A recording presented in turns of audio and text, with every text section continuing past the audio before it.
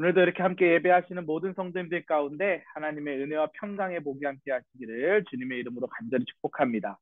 오늘부터는 이제 네 번째 파트, 대예언서 파트를 말씀을 통해 나누도록 하겠습니다. 이사야서, 예레미야서, 에스겔서, 대예언서라고 이야기하는데요. 물론 여기에 다니엘서, 예레미야, 애가까지 포함이 되지만 세 권의 책들을 중심으로 해서 네 번째 파트를 살펴보도록 하겠습니다. 오늘은 첫 번째로 이사야서 6장 1절에서 13절의 본문으로 말씀을 살펴볼 텐데요. 성전에서 부름받은 이사야라는 주제로 하나님의 말씀을 살펴보도록 하겠습니다. 성전에서 소명을 받은 이사야에 대한 이야기를 오늘 본문은 기록하고 있습니다. 히스기야 왕 때까지, 그러니까 우시야 왕부터 히스기야 왕 때까지 약 60년 동안 왕궁 성지자로 그렇게 활동했던 이사야에 대한 이야기인데요. 자, 오늘은 먼저 사명자로 부름받은 이사야는 어떤 사람이었는지 세 가지 포인트를 통해서 하나님의 말씀을 좀 살펴보도록 하겠습니다. 자, 첫 번째는 성전으로 나아갔던 사람이다라고 오늘 성경은 우리에게 교훈하고 있죠. 우시야 왕이 죽던 해에 내가 본즉 주께서 높이 들린 보좌에 앉으셨는데 그의 옷자락은 성전에 가득하였다라고 되어 있습니다. 이사야는 오늘 연대가 나와 있는데 우시야 왕이 죽던 해에 하나님을 만났다라고 되어 있습니다. 우시야 왕은 어떻게 보면 부국 강병을 이루었던 아주 훌륭한 왕이었습니다. 그런데 문제는 그의 말년이 좋지가 않았어요. 그래서 비참한 말년을 맞이하게 되는데 이유는 교만함 때문이었습니다. 그래서 나라가 강성해지니까 교만해져서 하나님의 말씀을 거역하게 되죠. 그리고 나병이라고 하는 나병 환자가 되는 그런 삶으로 마감을 하게 됩니다. 생각해 보세요. 왕이 나병에 걸렸으니까, 나병 환자가 되었으니까 얼마나 그 나라의 분위기가 심상치 않았을까요? 흉흉해지고 또 죄악이 들끓었습니다. 그래서 하나님은 진노하셨죠. 이사야서 5장에 보면 진노하신 배경이 이런 상황들이 있었다라는 것을 알 수가 있습니다. 이럴 때 이 절망의 상황 가운데 이사야는 어디로 나아갔다고요? 절망의 상황으로 나아간 것이 아니라 성전으로 나아갔습니다. 그리고 그곳에서 하나님께서 높이 들린 보좌에 앉아 계신 장면을 보게 됩니다. 이처럼 사명자는 절망 속에 있다 하더라도 참소망신 하나님을 바라보며 성전으로 한 걸음 한 걸음 나아가는 사람이 바로 사명자입니다. 사랑하는 성도 여러분, 우리의 삶의 자리도 비슷합니다. 코로나의 상황이 절망의 상황이 될 수도 있고요. 또 이 일을 통하여서 사업상의 어려움이 생길 수도 있고, 또 자녀들에 대한 문제가 있을 수도 있고, 또 신앙생활하는 가운데 관계적인 틀어짐이 있을 수도 있습니다. 어떠한 절망의 상황 가운데 있다 하더라도 사명자는 하나님을 바라보며 성전으로 나아가는 성전 중심의 사람이 되어야 한다는 것을 꼭 기억하시기 바랍니다. 특별히 현장 예배가 이제 속개가 되었습니다. 하나님의 성전 올라오십시오. 온라인으로 예배 드리는 것도 그동안 많이 해보셨지만 한계가 있습니다. 집중하는 것에 어려움이 있습니다. 온전한 마음을 드리는 것에 대한 불편함이 있습니다. 그래서 성전에 오르셔서 마음과 생각과 몸을 다해 하나님께 신령과 진정으로 예배하는 성전으로 나아가는 우리 모든 소망교회 성도님들 되시길 축복합니다. 두 번째로 사명자로 부름받은 이사야는 어떤 사람이었냐? 죄사함을 받은 사람이다라고 되어 있습니다. 그때 내가 말하되 화로다 나여 망하게 되었도다.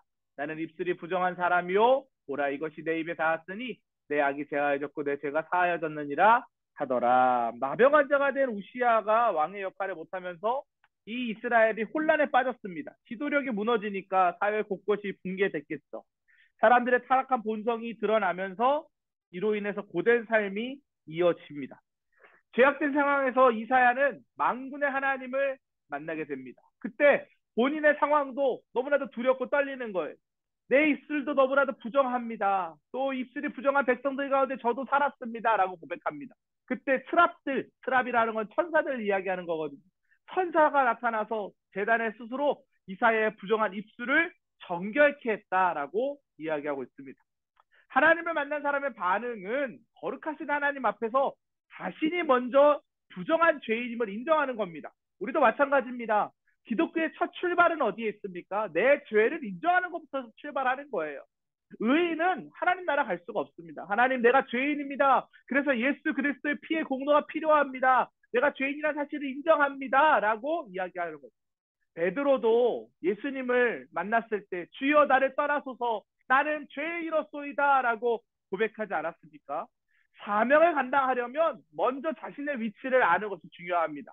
내 힘으로 할 수 있는 것이 아니라 하나님이 나를 붙드셨기 때문에 하나님이 나를 살리셨기 때문에 그 은혜와 은총에 감격하여 내가 오늘도 살아갑니다라는 믿음으로 살아야 한다라는 것이죠.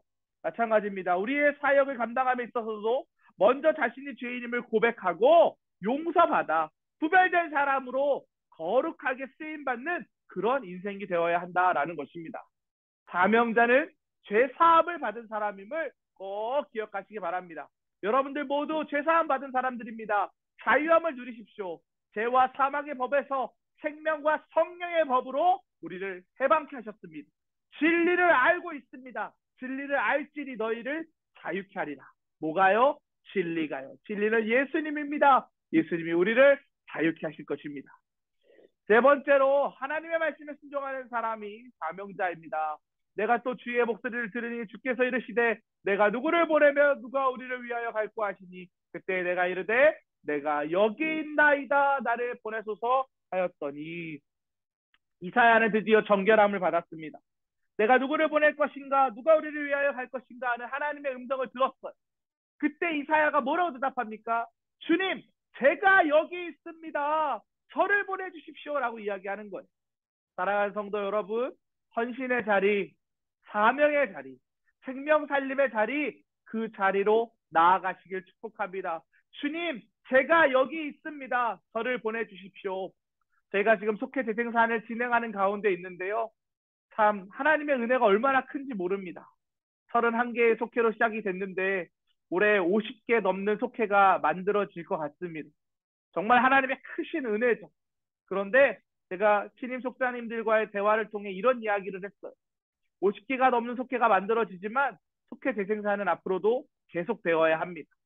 8명 안쪽으로 속회 인원이 편성되다 하더라도 조금 더 인원이 줄어들면 여전히 10명 넘는 속회원들을 보유하고 계신 속회들이 여전히 있습니다. 그래서 올해가 끝이 아니라 내년 연말에도 또다시 재생산을 해서 우리 소방기호구에 있는 모든 성도님들이 행복했으면 좋겠다. 그 일에 우리 성도님들이 제가 여기 있습니다. 저를 보내주십시오. 저를 사용해 주십시오라고 대답할 수 있는 그런 믿음을 소유하셨으면 좋겠습니다. 이사야 응답에 하나님은 뜻밖의 말씀을 하세요. 백성들의 마음을 둔하게 하고 또 눈과 귀를 막으라고 하셨습니다. 이게 무슨 말일까요?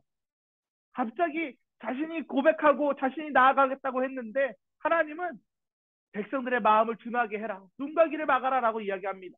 왜 그러하냐면 백성의 마음을 강팍하게 하여 진노의 심판대 앞에 서게 하라고 하신 이유가 있습니다.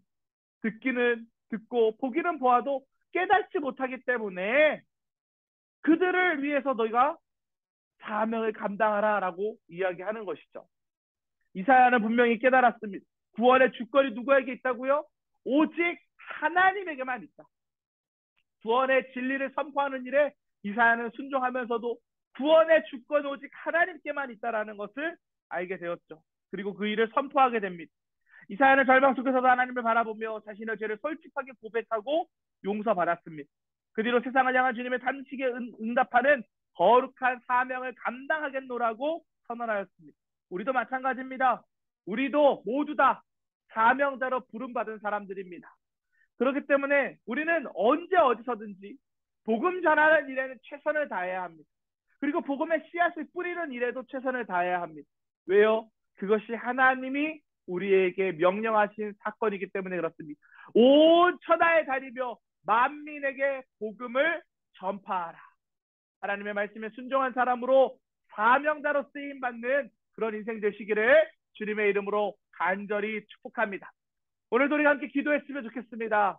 절망할 때 상황보다 하나님을 바라보게 해달라고, 거룩하신 하나님 앞에서 우리의 죄를 회개하고 겸손하게 하나님의 말씀에 순종할 수 있는 믿음을 소유하게 해달라고 함께 기도합시다. 또 우리 교회와 속회를 위해서도 계속 기도해 주시기 바랍니다. 담임 목사님의 영이권의 강건함을 위해서 회복을 위해 기도해 주시고 우리에게 주신 사명 잘 감당할 수 있도록 또 속회 재생산이 잘 이루어져서 속회가 부흥하고 성장하게 해달라고 주여 믿습니다 하시고 함께 기도하시겠습니다. 주여 믿습니다. 하나님, 오늘도 말씀을 통하여서 하나님의 뜻을 깨닫습니다. 성전에서 부름받은 이사야에 대한 말씀을 나눕니다.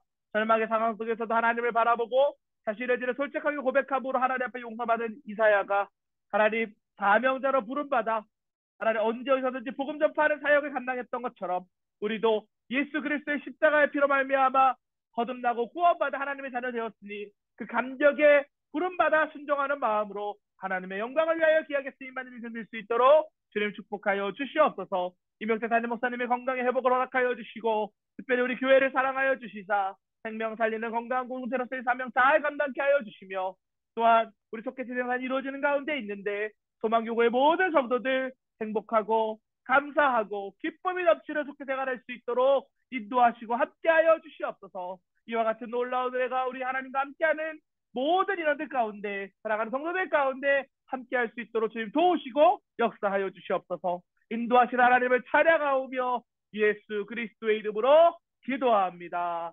아멘. 이와 같은 은혜가 우리 모든 성도님들 가운데 함께 하시기를 주님의 이름으로 간절히 축복합니다.